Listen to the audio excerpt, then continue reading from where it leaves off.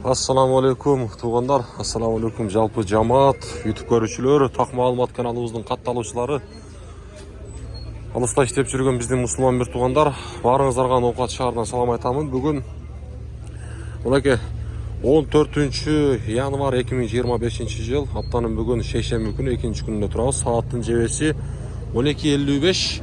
Ушул сааттагы валюта курс баалары кандай? Сіздерге адаттағылай тааныштырамын. Каналға сөз түрдө катталып, мындай бекер болгон, бизге колдоо болгон лайкты ар бириңиздер басып коюңуздар туғандар. Анда эмесе мен курстарымды тааныштырып баштайын. Байтуш банкта рубль 0,845 деген экен сатып алуусу. 1000 рублиңиздер 845 сом болуп турган кези. Анан Россиядагы биздин мекендештер VPN аркылуу сиздер YouTube көрүп атсаңыздар, ошол VPN аркылуу YouTube кандай болуп жатат? Ошону сөз түрдө. Салам алейкум. Жакшыбы? Айта кетиңиздерчи, жакшы эле иштеп атабы?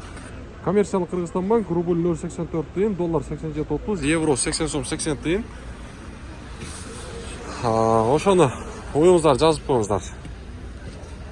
Жакшы көрүп аткан болсо эле болду. Доскерда банкта дагы рубльдун абалы 0,84 тыйын. Мынакей.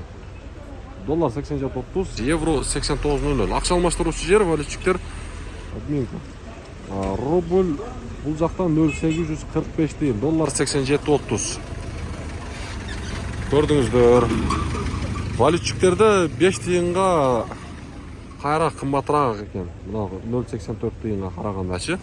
Эми бул рубль көтөрүлүп калат деген негизи жаңылык болуш керек менин оюмча. Ушундай. Каналга катталабыз, лайктан басабыз.